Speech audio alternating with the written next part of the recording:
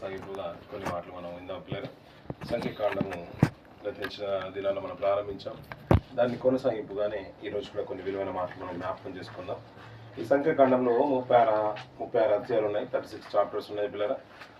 దాంట్లో నుంచి మనం 3 భాగాలు చేసాం. దాన్ని 36 పుస్తకాన్ని 36 అధ్యాయాలని 3 భాగాలు చేసాం. మొదటి భాగంగా 1వ అధ్యాయం నుంచి 9వ వచనం వరకు అన్నాం. మొదటి భాగము 1వ అధ్యాయం నుంచి 9వ అధ్యాయం వరకు, రెండో భాగాన్ని 10వ అధ్యాయం నుంచి 33వ అధ్యాయం వరకు, అలాగే చివరి భాగం 3వ భాగాన్ని 34 నుంచి 36 వరకు చివరి భాగాన్ని 3 భాగాలు చేసాం. మొదటి భాగం నుంచి 9 వరకు, రెండవ భాగం 10 నుంచి 33 వరకు, మూడవ భాగం 34 నుంచి 36 వరకు. ఈ 3 భాగాలు చేసాం మనం ఈజీగా అర్థం చేసుకోవడానికి.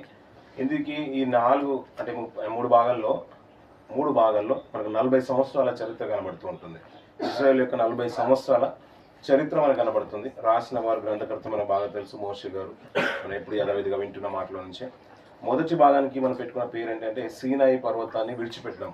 వారు సీనాయి పర్వతం దగ్గర ఉన్నారు. అక్కడి నుంచి విడిచిపెట్టి వెళ్ళడానికి సిద్ధపాటు. ఇజ్రాయెల్ యొక్క ఆ 3 భాగాలు ఈ సంఖ్యాకాండం అంటేనే నంబర్స్. మొట్టమొదటిగా మనకు గుర్తుకు రావాల్సింది ఏంటంటే వాళ్ళని లెక్కించినట్టు. అది అంటే వారు ఎంతమంది ఉన్నారనే సంఖ్య మనకు గుర్తుకొస్తుంది సంఖ్యాకాండం అంటూనే. దాన్ని 3 భాగాలు చేసాం. 3 భాగాల్లో మొదటి భాగానికి మనం పెట్టుకున్న పేరు ఏంటంటే వారు సీనాయి పర్వతం నుంచి, ఆ కొండ నుంచి బయలుదేరి వెళ్ళడానికి సిద్ధపాటు. ఆ 9 అధ్యాయాల్లో అదే కనిపిస్తుంది. రెండో భాగానికి మనం పెట్టుకున్న పేరు, అది 10వ అధ్యాయం నుంచి 33 వరకు రెండో భాగానికి మనం పెట్టుకున్న పేరు ఏంటంటే వీరు సీనాయి పర్వతం నుంచి మోయాబు సరిహద్దు వరకు వెళ్ళడం.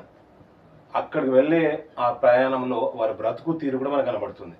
10వ అధ్యాయం నుంచి 33 వరకు రెండో భాగం అంటున్నాం. అందులో ఈ సీనాయి పర్వతం నుంచి వారు సిద్ధపాటు కనబడ్డది కదా మొదటి భాగంలో. ఇక్కడ నుంచి బయలుదేరి మోయాబు సరిహద్దు వరకు వెళ్తారు. ఆ సరిహద్దు, అక్కడ వారి బ్రతుకు తీరు, ఇదంతా కూడా 10వ అధ్యాయం నుంచి 33వ అధ్యాయం వరకు మనకు కనబడుతుంది. ఇది రెండో భాగం అంటున్నాం. మూడో భాగంలో అక్కడ నుంచి వారు యోర్దాను దాటక ముందు, యోర్దాను దాటేస్తే ఎక్కడ వెళ్ళిపోతారు? కానాను వెళ్ళిపోతారు, పాలుతీనని ప్రపంచ దేశానికి వెళ్ళిపోతారు. అక్కడ వెళ్ళకంటే ముందు దేవుడు వారికి ఇచ్చే సూచనలు సలహాలు. ఎక్కడికి? యోర్దాను దాటక ముందు దేవుడు ఇచ్చే సూచనలు సలహాలు. ఇది 40 సంవత్సరాల చరిత్ర. ఈ మాటను మనం అర్థం చేసుకోవడానికి బైబిల్ గ్రంథంలో చిట్ట ప్రకటన గ్రంథం అయిన తర్వాత ఒక మ్యాప్ కనబడుతుంది. ఆ మ్యాప్ చూసుకొని మనం ముందుకెళ్దాం పిల్లరా. ప్రకటన గ్రంథం తర్వాత అబ్రహాం గారు ప్రయాణం చేసిన దేశంలో మనకు కనబడుతుంది. మనం ఇశ్రాయేలు ఐగుప్తు బానిసత్వం నుంచి బయటకు వెళ్ళగానే వారికి వచ్చింది ఆటంకము, అడ్డు ఏమొచ్చిందంటే ఏమొచ్చింది పిల్లరా? సముద్రం. అందరూ వింటున్నారు కదండి, సముద్రమే కదా. అదే పేరుందా దానికి? ఏమన్నా ఎర్ర సముద్రం. ఐగుప్తు నుంచి బయటికి రాగానే అడ్డుగా వచ్చింది ఎర్ర సముద్రం. దాన్ని దాటినప్పుడు జరిగిన సూచక్రియలు, అద్భుతాలు ఏంటో మనకు బాగా తెలుసు. అది కనబడుతున్న మాట ఆ మ్యాప్ లో అబ్రాహాము ప్రయాణం చేసిన దినాల్లో చివరిగా ఈ ఎడమ ప్రక్కన కింది భాగంలో కనబడుతుంది ఎర్ర సముద్రం. ఎర్ర సముద్రం పైన ఉన్నది ఏముంది? సీనాయి కొండ. ఇప్పుడు అక్కడ ఉన్నప్పుడు మొదటి అధ్యాయం నుంచి 9వ అధ్యాయం వరకు ఆ భాగం అంతా అక్కడ కనబడుతుంది. సీనాయి పర్వతం, ఆ కొండ దగ్గర. మొదటి భాగం పెట్టిన పేరు ఏంటయ్యా అంటే మనం సీనాయి కొండ నుంచి విడిచిపెట్టినాం, సిద్ధపాటు. వారు వెళ్ళడానికి సిద్ధపడుతున్నారు. అక్కడ నుంచి వెళ్ళిన తర్వాత పైన ఏలాతు, మారా, కాదేశు బర్నయ, ఏదోము, మోయాబు కనబడుతుంది. చూసారు పిల్లలు? ఆ మోయాబు వరకు వెళ్ళడమే రెండవ భాగం. 10వ అధ్యాయం నుంచి 33 వరకు ఆ రెండవ భాగం అంతా కూడా మోయాబు సరిహద్దు వరకు వెళ్ళిపోతారు. దాని తర్వాత మనకు కనిపించేది ఏంటి? మోయాబు తర్వాత యెరూషలేం కనబడుతుంది కదా. అంటే ఇశ్రాయేలు పాలుతీనల ప్రపంచ దేశం ప్రారంభమైపోతుంది. అందుకని ఆ మోయాబు సరిహద్దు అంటున్నారు రెండో భాగంలో. మూడో భాగం ఏంటంటే యోర్దాను వరకు వెళ్ళి ఆ దాటకన్నా ముందు, యోర్దాను దాటేస్తే ఇప్పుడు యెరూషలేంలోకి వెళ్ళిపోయినట్టు, ఇజ్రాయేల్లోకి వెళ్ళిపోయినట్టే, ఆ పాలుతీనల ప్రపంచ దేశాన్ని స్వాస్థంగా చేసుకున్నట్టే. దానికంటే ముందుగా దేవుడు ఇచ్చే సూచనలే ఈ 34వ అధ్యాయం నుంచి 36 వరకు కనబడుతుంది. అది గతించిన దినాలు మనం జ్ఞాపకం చేసుకున్నాం. మొదటి అధ్యాయంలో, ఆ మొదటి భాగంలో 9 అధ్యాయాల నుంచి కొన్ని అధ్యాయాలు మనం జ్ఞాపకం కూడా చేసుకున్నాం. మొదటి అధ్యాయంలో మనకు కనిపించేది, ఆ మొదటి భాగంలో మొదటి అధ్యాయంలో ప్రజా సంఖ్య ముఖ్యంగా కనబడుతుంది. ఇజ్రాయేల్లో ప్రజా సంఖ్య కనబడుతుంది. వారు లెక్కించిన వర్షానికి మనం జ్ఞాపకం చేసుకున్నాం. మొదటి వర్షంలో వారు ఐగుప్తు దేశం నుండి బయలువెళ్ళిన 2వ సంవత్సరము 2వ నెల 1వ తేదీన సీనాయి అరణ్యమందలి ప్రత్యక్ష గుడారంలో యెహోవా మోషేతో ఇట్లా ఏమన్నాడంటే, ఇశ్రాయేలు వంశము చొప్పున వారి పితరుల కుటుంబం బట్టి వారి పెద్దల చొప్పున మగవారందరినీ లెక్కించి సర్వ సమాజ సంఖ్యను వ్రాయించుము అంటున్నాడు. అలా లెక్కించినప్పుడు అంటే వారు వచ్చిన గోత్రాల ప్రకారం వచ్చిన సంఖ్యను ఇక్కడ చెప్తున్నాడు 46వ వర్షంలో లెక్కింపబడి 6,03,550 మంది అయింది. 6,03,550. మనం గతించిన దినాలు కూడా మనం జ్ఞాపకం చేసుకున్నాం. అర్ధరాత్రి అడిగినా మేము నిద్రలో లేపినా చెప్పేస్తారు ఈజీగా. ఇస్రాయేలు లెక్కింపబడిన వారి సంఖ్య ఎంత అన్నాడు? 6,03,550. అది ఎవరయ్యా అంటే పురుషులు మాత్రమే, అది కూడా 20 సంవత్సరాలు పైబడిన వారు. లెక్కింపబడిన వారిలో 20 సంవత్సరాల నుండి తక్కువ వారు ఉన్నారు. అందులో పురుషులు ఉన్నారు, స్త్రీలు ఉన్నారు. మళ్ళీ స్త్రీలు పూర్తిగా లెక్కల్లోకి రాలేదు, పెద్దలు లెక్కలోకి రాలేదు. అలాగే వీరితో పాటు అన్య జనాంగం కూడా ఉంది. కానీ లెక్కలకు వచ్చిన వారు ఎవరయ్యా అంటే 20 సంవత్సరాలు పైబడిన వారు పురుషులు మాత్రమే లెక్కలకు వచ్చినారు. అలా మొదటి అధ్యాయంలో మనకు ఎక్కువగా కనబడుతుంది. రెండవ అధ్యాయంలో గతించిన దినాలు మనం విన్నట్టుగా వీరికి ప్రత్యేకంగా చెప్తున్నాడు. వీరి ప్రయాణంలో ప్రియుల మనం అనుకుంటాం 3 బండ్లు వెళ్తున్నాయి అంటే క్యారల్స్కు ఒక బండిని ఇంకొకరు ఫాలో అవుతున్నామని బాగా తెలుసు. అలాగే 40 సంవత్సరాల ప్రయాణానికి వారు ఎక్కడ దిగాలి, ఏ రీతిగా నివసించాలి, అదంతా కూడా ఏ పాలెంలో ఉండాలి, ఏ పాలెం వారు ఏ దిక్కున ఉండాలి, రెండవ అధ్యాయం కనబడుతుంది. మచ్చుకు మరొకసారి జ్ఞాపకం చేసుకొని ముందుకు వెళ్తాను. మనకు 4 దిక్కులు కనబడినట్టుగా, తూర్పు, పడమర, ఉత్తర, దక్షిణ 4 దిక్కులు కనబడినట్టుగా ఈ 4 దిక్కుల్లో ఈ 13 గోత్రాలు అని డివైడ్ చేశారు. 13 గోత్రాలు అని. 13 గోత్రాలు ఎందుకు అంటున్నానంటే ఆ ఒక గోత్రం ఎక్స్ట్రా యాడ్ అయిపోయింది. ఏ గోత్రం యాడ్ అయింది? యోసేపు గారి కుమారులు 2 యాడ్ అయిపోయారు. యోసేపు గారికి తన తండ్రి గారు ఏం చేశారంటే, యాకోబు గారు నువ్వు నాతో పాటు పెరగలేదు కాబట్టి నీ యవ్వన కాలం అంతా కూడా నేను నీ కుమారులకు 2 పాలు ఇస్తున్నా అంటాడు. అంటే 12 గోత్రాలు ఉంటే అందులో ఈ ఎఫ్రాయిము, మనషే యాడ్ అయిపోయారు. యోసేపు గారు పక్కన వెళ్ళిపోయారు. ఎఫ్రాయిము, మనషే యాడ్ అయిపోయారు కాబట్టి గోత్రాలు 13 అయిపోయాయి. అందుకని ఈ 13 గోత్రాల్లో ఒక గోత్రాన్ని దేవుడు పక్కన పెట్టేశాడు. ఏ గోత్రం అనేది? లేవి గోత్రం. ఎందుకంటే యాజకత్వం వారిదన్నాడు కాబట్టి లేవీలు నా వారు అన్నాడు. వారిని పక్కన పెట్టేసి ఈ 12 గోత్రాలని 4 దిక్కులు డివైడ్ చేశాడు. 4 దిక్కుల్లో మనం మొట్టమొదటిగా గతించిన దినాన్ని అన్నాం. ఆ ప్రత్యక్ష గుడారం ఇలా ఉండేది. తూర్పు, పశ్చిమ, పడమర, ఉత్తరం, దక్షిణం. ఈ తూర్పున ఎవరెవరు ఉండాలో చెప్తున్నారు చూడండి పిల్లల. 3వ వచనం, 2వ అధ్యాయం 3వ వచనం. సూర్యుడు ఉదయించు తూర్పు దిక్కున యూదాపాలెము ధ్వజము గలవారు. చూడండి పిల్లల, ఇక్కడ మంచిగా ఈజీగా గత వారంలో విన్నాం కాబట్టి నేను తొందరగా తీసుకెళ్ళిపోతాను. తూర్పున 3 పాలెలు ఉండాలి. అంటే 12 4 దిక్కులు డివైడ్ చేస్తున్నాడు. అంటే 4 దిక్కులు ఎంతమంది అవుతారు? 3, 3, 6, 6, 6, 12. అలా ముగ్గురులో ఫస్ట్ తూర్పున ఎవరు ఉండాలంటే యూదా అంటున్నాడు. అలాగే ఇస్సాకారు, జెబులూను అలా పనిచేస్తున్నాడు. తూర్పు దిక్కున 3 గోత్రాలు ఉండాలి. అలాగే కిందికి వచ్చిన తర్వాత దక్షిణ దిక్కు గురించి చెప్తున్నాడు. 4వ వచనం, 10వ వచనము. రూబేను, షిమియోను, గాదు వీరు దక్షిణ దిక్కున ఉండాలంట. దక్షిణ దిక్కున మనము మామూలు మ్యాప్ చూస్తే మనకు దక్షిణం పైకి వచ్చేస్తుంది, తూర్పేమో రైట్ సైడ్లో వచ్చేస్తుంది. అలా తూర్పునేమో యూదా, ఇస్సాకారు, జెబులూను ఉండాలి. దక్షిణాన పై భాగంన ఎవరు ఉండాలంటే రూబేను, షిమియోను. బైబిల్ ఓపెన్ చేశారు, క్లోజ్ చేశారండి. రూబేను, షిమియోను, గాదు ఉండాలి. అది 10వ వచనం నుంచి 14 వరకు దక్షిణ దిక్కు వారు. తూర్పున ఎవరెవరు ఉండాలంటే 3వ వచనం నుంచి 7వ వచనం వరకు అందులో 3 పేర్లు తీసుకొస్తున్నారు. యూదా, ఇస్సాకారు, జెబులూను వారు తూర్పున ఉండేవారు. దక్షిణ ఉండేవారు 10వ వచనం నుంచి 14వ వచనం వరకు రూబేను, షిమియోను, గాదు ఉంటారు. ఇక తూర్పుకు ఎగ్జాక్ట్లీ క్వైట్ ఆపోజిట్ లో పశ్చిమ ఉంది, పడమర. ఆ వెస్ట్ లో ఎవరు ఉంటారయ్యా అంటే దాని గురించి చెప్తున్నాడు. 18వ వచనం నుంచి ఎఫ్రాయిం సేనలు చొప్పున వారి పాల ధ్వజము పడమటి దిక్కున ఉండాలంట పిల్లల. పడమటి దిక్కున ఉండాలి. అతని సమీపంలో 20వ వచనము, 22వ వచనం. 20వ వచనంలో మనష్షే ఉండాలి. 22వ వచనంలో బెన్యామీను. వీరు ఎవరు ఎక్కడ ఉండాలంటే వెస్ట్, పశ్చిమ ఉండాలి. మనకు ఈజీగా గుర్తుండడానికి ఒక మంచి మాట చెప్పాను. ఎవరు గుర్తున్నా గుర్తు లేకున్నా కానీ ఈ పడమటి దిక్కున ఉన్న వారు గుర్తుండిపోవాలి. యోసేపు కుమారులు, యోసేపు గారి తమ్ముడు. రాహేల్ గారు కన్నది 2, యోసేపుని కంది, తర్వాత ఎవరిని కంది?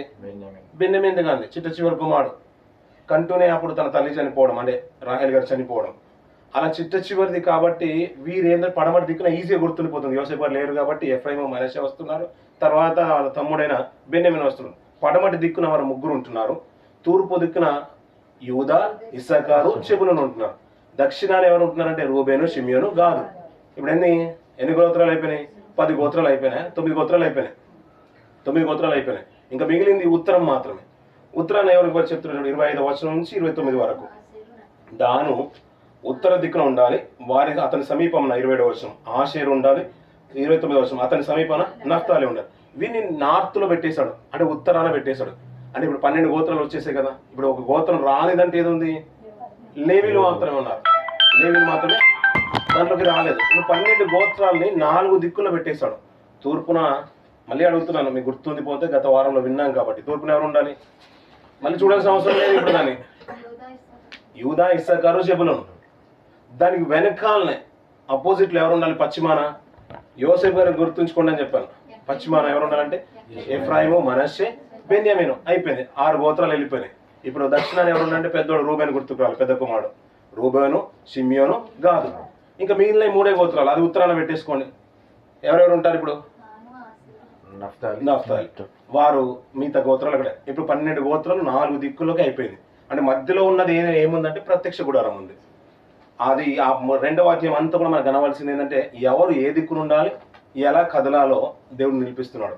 వారికి ఒకటే సూచన ఏంటంటే ప్రత్యక్ష గుడారం మీద మేఘం నిలబడిపోయిందా వారు ఆగిపోవాలి, మేఘం ఎత్తబడిందా వారు నడవాలి. అంతవరకు వారు ఎక్కడ ఉండాలంటే ఏదో నాకు ఇష్టానుసారంగా ఆయా గోత్రం అక్కడ ఉండిపోతామని కాదంట. ప్రతిదీ కూడా దేవుడు లెక్కలు చూసి మరి చెప్తున్నాడు. ఈ గోత్రాలు ఈ దిక్కునే ఉండాలి, ఈ గోత్రాలు ఈ పక్కనే ఉండాలి. 40 ఏళ్ళ ప్రయాణంలో నిజంగా వారికి ఎంత కష్టమై ఉంటుందో మీరు ఆలోచించండి. అంటే అంత ఈజీ కాదు వారి ప్రయాణం. వారు తిండి విషయంలో కానీ, నివసించే విషయంలో కానీ, ఎక్కడ పడితే వారి గుడారాన్ని వేసుకుందామని కానీ కూడా దేవుడు అవకాశం ఇవ్వలేదు. ఈ గోత్రాలు ఇక్కడే ఉండాలి, ఈ గోత్రాలను దాటి వెళ్ళడానికి లేదు. ఇలా మాట్లాడుతూ 2వ అధ్యాయంలో చెప్తూ ఉంటాడు. అలాగే 2వ అధ్యాయం చివరిలో ఒక మంచి మాట మాట్లాడుతూ ఉంటాడు. 32, 33 వచనాల్లో ఆ మాట చూడండి. వీరి ఇశ్రాయేలులో తమ తమ పితరుల కుటుంబముల ప్రకారము లెక్కింపబడిన వారు తమ తమ సేనల చొప్పున తమ తమ పాలెములలో లెక్కింపబడిన వారు అందరూ 6,03,550. మళ్ళీ ఆ సంఖ్యను చెప్తున్నా. ఎంతమంది అయ్యా అంటే ఈ పాలెంలో ఉండవలసిన వారు 6,03,550. ఈ సంఖ్య మనకు దొడ్డు లెక్కన గుర్తుండిపోవాల్సింది, అంతే పిల్లల. అయితే యెహోవా మోషేకు ఆజ్ఞాపించినట్లు లేవీయులు ఇశ్రాయేలులో తమ్మును లెక్కించుకొనలేదు. సరిపోతుంది పిల్లల, సరిపోతుంది. అంటే ఈ గోత్రాల్లో ఈ 12 గోత్రాల్లో అంటే లెక్కలు 6,03,550 మందిలో లేవీలు రాలేదనే మాట మనకి 2వ అధ్యాయం ముగింపు వరకు మనకు తెలిసిపోతుంది. ఈ 3వ అధ్యాయంకి వచ్చేసిన తర్వాత ఈ లేవీల గురించి చెప్తున్నాడు. యాజకత్వం ఎవరు చేయాలి, అహరోనుల కుటుంబాన్ని ఆ 3వ అధ్యాయంలో ప్రస్తావన తీసుకొస్తున్నాడు. ఆ ప్రస్తావనలో అహరోను కుమారులని ఇద్దరు కుమారులు అన్యాయగిని తీసుకొని చంపబడిన స్థితి కూడా మనకు మొదటి బిగినింగ్లోనే మనకు కనబడుతుంది. ఆ తర్వాత ఆ యాజకత్వ బాధ్యత ఎవరు తీసుకుంటున్నారో ఈ 4వ అధ్యాయము చివరి భాగంలో చెప్తున్నాడు. నాదాబు, అబీహులు సీనాయి అరణ్యమందు యెహోవా సన్నిధిని అన్యాగి నర్పించినందున వారు యెహోవా సన్నిధిని చనిపోయి. అంటే అన్యాగిని తీసుకొని వెళ్ళడము అనేది చాలా చెడ్డ కార్యం. అంటే ఏదో అగ్ని తీసుకొని వెళ్ళిపోయారని కాదా ఉద్దేశం. ఇంకా మనం లోతుగా ఆలోచిస్తూ ఉంటే వారి క్రియలు బాగాలేదు. యాజకుడు ఎలా ఉండాలో, లేవీడు సమర్పింపబడిన విధానం ఎలా ఉండాలంటే అలాగే పవిత్రంగానే ఉండాలి. ఇష్టమైన కార్యాలు చేస్తూ యాజకత్వం చేయడానికి ఇష్టపడుతూ ఉంటే లోపలికి అన్యాగి తీసుకువెళ్ళిన తర్వాత చంపబడ్డాడు. అగ్ని అదే తీసుకెళ్లాల్సిందే. బలిపీఠ మీద ఉన్న నొప్పిలని తీసుకొని వెళ్ళిపోతాడు, అదే అగ్నిని తీసుకొని వెళ్ళిపోతాడు. వేరే అగ్ని అంటే తమ క్రియలు అనాలోచితంగా ఉండే, చేసే ధర్మకార్యాలు లేకుండా, నీతి క్రియలు లేకుండా తప్పుడు క్రియలు చేస్తూ యాజకత్వం చేయడానికి అదే అగ్నిని తీసుకొని లోపలికి వెళ్ళిపోయాడు. అందుకని అది అన్యాగ్ని అంటున్నాడు. అలా వెళ్ళినప్పుడంట అన్యాగ్ని తీసుకొని వెళ్ళిన తర్వాతనంట వారిద్దరు చంపబడ్డారు. తర్వాత ఆ బాధ్యత ఎవరు తీసుకున్నారో ఎలియాజరు, ఈతామారు తమ తండ్రి అయిన అహరోను ఎదుట యాజక సేవ చేసిరి అంటున్నాడు పిల్లలు. ఇంకా ఈ భాగంలో మనకు బాగా తెలిసిన మాట ఏంటంటే, ఇంకా 3వ అధ్యాయంలో మనకు ఎక్కువగా విషయం ఏమంటే లేవీల గురించి ప్రజల సంఖ్య తీసుకోవాలి. వారి గురించి మాట్లాడుతూ ఒక మాట మాట్లాడుతున్నాడు. ఎలా ఉండబోతుందో 11వ వచనంలో. 11వ వచనం. మరియు యెహోవా మోషేకు ఇలా సెలవిచ్చెను, ఇదిగో నేను ఇశ్రాయేలులో తొలిచూలి అయిన ప్రతి మగపిల్లకు మారుగా ఇశ్రాయేలులో నుండి లేవీయులను నా వశం చేసుకుని ఉన్నాను. ప్రతి తొలిచూలియు నాది గనుక లేవీయులు నా వారై ఇందురు. ఐగుప్తు దేశంలో నేను ప్రతి తొలిచూలును సంహరించిన నాడు తొలిచూలినేమి పశువుల తొలిచూలినేమి ఇశ్రాయేలులో అన్నింటినీ నా కొరకు ప్రతిష్ఠించుకుంటుని వారు నా వారై ఇందురు. నేనే యెహోవాను. ఇప్పుడు చూడండి పిల్ల, అదే గతించిన దినాలను జ్ఞాపకం చేస్తాను. ఎందుకంటే ఒకప్పుడు దేవుడు ఏమన్నాడు, ఇశ్రాయేలు నావారు అన్నాడు. అక్కడికి వెళ్ళిన తర్వాత ఏమన్నాడంటే ఇశ్రాయేలులో ప్రతి తొలిచూలు నాదన్నాడు. అది బిడ్డ అయినా, పశువు అయినా, జంతువు అయినా, పుట్టే ప్రతి బిడ్డ మొదటివాడు నావాడు అన్నాడు. తర్వాత కాలక్రమం ఏమైపోతుందంటే ఇజ్రాయేల్ అందరూ నావారైనా దాంట్లో నుంచి లేవీలు నావారు అంటున్నారు. ఎందుకంటే నేను వారిని ప్రతిష్ఠించుకున్నాను కాబట్టి ఇక్కడ నుంచి యాజక ధర్మం వారే చేస్తారు కాబట్టి దాంట్లో పుట్టే ప్రతి మగబిడ్డ ప్రతి పశువు తొలుచులు ఇప్పుడు ఇజ్రాయేల్లో నుంచి లేవీలదే నేను తీసుకుంటాను, వారు నావారై ఉంటారు. ఒకప్పుడు నేను అన్నాను ఇజ్రాయేల్ ప్రతిదీ నాదన్నాను, ఇప్పుడు ఇక్కడ నుంచి కాదు, స్టేట్మెంట్ మారిపోతుంది, లేవీలదే నాది. అదే చెప్తూ కిందికి ఒక మాట మాట్లాడతాడు. ఇంకా మాట్లాడుతూ 14-15 వర్షంలో ఇక్కడ మాట్లాడుతూ మాట ఏంటంటే మరియు సీనాయి అరణ్యమందు యెహోవా మోషేకు ఇలా సెలవిచ్చెను, లేవీయుల పితరుల కుటుంబములను వారి వారి వంశముల లెక్కింపు ఒక నెల మొదలుకుని పైప్రాయం గల మగవారందరినీ లెక్కింపవలను. సరిపోతాం పిల్లలు. ఇక ఆ రెండవ అధ్యాయంలో మనం చూసుకున్నాం ఏంటంటే ఇజ్రాయేల్ మొదటి అధ్యాయంలో చూసాం, అలాగే రెండవ అధ్యాయం చివరి భాగంలో చూసాం 6,03,550 మంది ఇజ్రాయేల్ లెక్కల్లోకి వచ్చింది. అందులో లెక్కింపబడిన వారు ఎవరు ఉన్నారంటే లేవీలు ఉన్నారు. ఆ లేవీల లెక్క ఈ 3వ అధ్యాయంలో మనకు కనబడుతుంది. యాజక ధర్మం చేసేవాళ్ళు 2 కుమారులు చంపబడ్డారు, ఆరోన్ 2 కుమారులు, మిగతా బాధ్యత వారికి ఒక 2 కుమారులు తీసుకున్నారు, సేవక ధర్మం అంతా కూడా. ఇక నుంచి ఎలా ఉండబోతుందంటే అయ్యా లేవీలో ప్రతిష్ఠించిన వారే నావారు, వారిలో తొలుచులే నేను తీసుకుంటాను. ఇజ్రాయేల్ అందరి ఆ గోత్రం నుంచి, రూబేన్ గోత్రం నుంచి, యూదా గోత్రం నుంచి, వీరందరి నుంచి నేను తీసుకోను, లేవీల్లో నుంచే నేను తీసుకుంటానని దేవుడు తన స్టేట్మెంట్ ని ఇంకా మాడిఫై చేస్తూ మాట్లాడుతున్నాడు. అలా మాట్లాడుతూ కిందికి ఏమంటే లేవిని లెక్కించు. ఇప్పుడు యాజక ధర్మం చేసే లేవి గోత్రంలో ఎంతమంది ఉన్నారని లెక్క తీసుకోమన్నాడు. మొదటి అధ్యాయంలో లెక్కించినప్పుడంట 20 సంవత్సరాలు పైబడిన వారిని లెక్కించాడు, అంతే కదండి. ఇజ్రాయేల్ అందరినీ లెక్కించినప్పుడు 20 సంవత్సరాలు పైబడిన వారిని లెక్కించాడు. కానీ లేవీని లెక్కించినప్పుడు మాత్రం అంట 1 నెల మొదలుకొని పైబడిన వారందరినీ లెక్కించాడంట. అలా లెక్కించినప్పుడు ఇంచుమించు ఎంతమంది వచ్చారో మాట మాట్లాడతాడు. చివరి భాగము 39వ వర్షం చూడండి పిల్లలు. 39వ వర్షం. యెహోవా మాటను బట్టి తమ తమ వంశముల చొప్పున లెక్కించిన లేవీయుల్లో లెక్కింపబడిన వారందరూ అనగా 1 నెల మొదలుకుని పైప్రాయం గల మగవారందరూ 22,000 మంది. సరిపోతుంది పిల్లలు. అక్కడ లెక్కించినప్పుడు అంటే లేవీలు ఎంతమంది వచ్చారంటే 22,000 మంది వచ్చారు. అలా లెక్కించినప్పుడు లేవికి 3 కుమారులు. గత వారంలో కూడా అర్థం చేసుకున్నాం. ఇప్పుడు 12 గోత్రాలు పక్కన పెట్టేసాడు, అది గుర్తుంది. ఎక్కడెక్కడ ఉంటారో అది బాగా తెలుసు, జనాభా ఎంతో తెలుసు. ఆ లేవిని పక్కన పెట్టిన వారిలో లెక్కించినప్పుడు అంటే నెల మొదలుకొని పైప్రాయం గల వారందరినీ లెక్కించేశారు. అలా లెక్కించినప్పుడు ఎంతమంది వచ్చారంట 22,000 మంది వచ్చారు. కానీ అందులో 3 కుమారులు ఉంటారు. లేవికి 3 కుమారులు ఉంటారు, గెర్షోను, కహాతు, మెరారి. ఇలా 3 సంతానం లెక్కించినప్పుడు మనం టోటల్ చేస్తే 22,300 మంది వస్తారు. కానీ మనకు ఒక అర్థం అవడానికి ఒక రౌండ్ ఫిగర్ చేసి 22,000 అనేది అని అక్కడ కనబడుతుంది. ఇదే అధ్యాయంలో మనం కౌంట్ చేసిన 22,300 వస్తారు. ఆ గెర్షోనికి కుమారులు ఉన్నారు, కహాతుకి కుమారులు ఉన్నారు, మెరారికి కూడా కుమారులు ఉన్నారు. వీరు లేవి కుమారులు, వీరిని ప్రత్యేకపరచున్నాడు. మరి అలా మాట్లాడుతూ కొన్ని మాట గత వారంలో మనం జ్ఞాపకం చేసుకున్నాం. కహాతుకు పుట్టిన వారే, ఆ సంతానం నుంచి వచ్చిన వారే మోషే, అహరోనుల సంతానం అన్నాం, గుర్తుందండి. అలా మాట్లాడుతూ దీనికి ఒక ఆధారమైన మాట మనం నిర్గమకాండం 6వ అధ్యాయంకి వచ్చిన పిల్లగా. నిర్గమకాండం 6వ అధ్యాయం 16-17 వర్షం చూడండి పిల్లగా. 19-20 వరకు రాసుకుంటే బాగుంటుంది.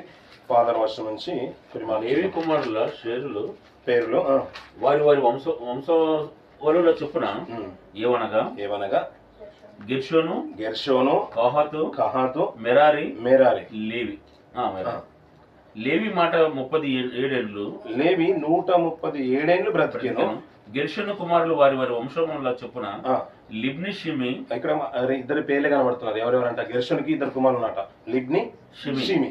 కహాతు కుమారులు అమ్రాము, ఇష్షారు, హెబ్రోను, ఉజ్జియేలు. ఇప్పుడు 4 ఎవరికి ఉన్నారు? ఇప్పుడు కహాతుకు ఉన్నారు. ఇప్పుడు గెర్షోను, కహాతు, మెరారి 3 లేవికి కుమారులు. ఆ గెర్షోనికి ఎంతమంది కుమారులు అంటే 2 కుమారులు. కహాతుకి ఎంతమంది అంటే 4 అంటున్నాడు. కింది చూడండి పిల్లరా. కహాతు 130 ఏళ్ళు బ్రతికేను. మెరారి కుమారులు మహాలి, మూషి. ఇప్పుడు మనకు అర్థమైపోయింది కదా, ఈజీగా గుర్తుండొచ్చు. ఇప్పుడు లేవికి ఎంతమంది కుమారులు అంటే మనం ఎంతమంది పేర్లు చెప్పొచ్చు? 3 పేర్లు చెప్పొచ్చు. ఆ పేర్లు ఎవరంటే గెర్షోను, కహాతు, మెరారి. ఇప్పుడు వీరికి ఎంతమంది సంతానమో కూడా మన పేర్లు చెప్పకుండా, ఆయన పేర్లు గుర్తుండకపోయినా ఎంతమందో చెప్పచ్చు ఈజీగా. గెర్షోనికి 2, కహాతుకు 4, మెరారికి 2. సో ఓవరాల్ గా ఎంతమంది అవుతున్నారు? వారు 8 కూడా అవుతున్నారు. లేవీలలో వచ్చిన వారి తర్వాత వారి తండ్రులు అంటే లేవికి మనమల్ లాంటి వారు 8 కూడా వచ్చారు. ఆ కహాతుకు పుట్టిన వారిలోనే అమ్రాము ఉంది. అమ్రాము మనకు తెలిసిన మాట ఏంటంటే కింది భాగం చూస్తే 20వ వచనంలో అమ్రాము తన మేనత్తి అయిన యోకేబెదును పెళ్లి చేసుకోను అంటే వారు ఎవరో చెప్తున్నాడు. ఆమె అతనికి అహరోనును మోషేను కనెను. సరిపోతుంది, మనకు వచ్చింది కదా ఆధారం. అయితే అంటే ఇప్పుడు లేవికి 3 కుమారులు ఉన్నారు. దాంట్లో అమ్రాము రెండవ వాని పిల్లలే మోషే అహరోనులు. అందుకని మోషే దేవునికి స్పెషల్ ఇజ్రాయేల్ నుంచి. ఎందుకంటే అలాంటి సాత్వికుడు ఇజ్రాయేల్లో ఎవరు లేరు. ఇంకొక మాట చెప్పాలంటే, ఆ రోజు ఇజ్రాయేల్ ఐగుప్తు ఉన్నంత కాలం మొదలుకొని ప్రభు అయిన యేసు వచ్చే వరకు, ప్రభువు వరకు వీరందరిని ఏమన్నారంటే, దేవుని కొరకు పనిచేసే వారందరినీ కూడా రక్షకులు అన్నారు.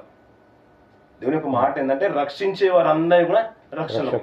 అల్టిమేట్ గా ప్రభువే రక్షకుడు, ఆయన మించింది ఇంకేం లేదు. కానీ ఆ మోషే గారి కాలం, ఐగుప్తు కాలం మొదలుకొని ప్రభువైన యేసుక్రీస్తు వారు ఈ లోకానికి అవతరించే వరకు, పాత నిబంధనల కాలంలో ఆయా జనరేషన్లో గిద్యోను, బారకు, యోఫ్తా వీరందరూ మొదలుకొని ఆ మోషే గారి వరకు వీరందరినీ రక్షకులు అన్నారు. దానికి నెహెమ్యా గారు మాట్లాడుతుంటారు 9వ అధ్యాయంలో, వారిని రక్షకులు అని అంటారు. వారు మొరపెట్టినప్పుడు వారి కొరకు, మా పితరుల కొరకు నువ్వు రక్షకులను పంపించితివి అని అంటాడు. ఈ మాట మాట్లాడుతూ ఏమనంటే, ఇక్కడ మనకు తెలిసిపోయిన మాట అంటే, కహాతులలో మోషే అహరోనులు ఉన్నారు. ఈ మాట మళ్ళీ 3వ అధ్యాయంకి వచ్చేయండి పిల్లరా. 3వ అధ్యాయంకి వచ్చేయండి.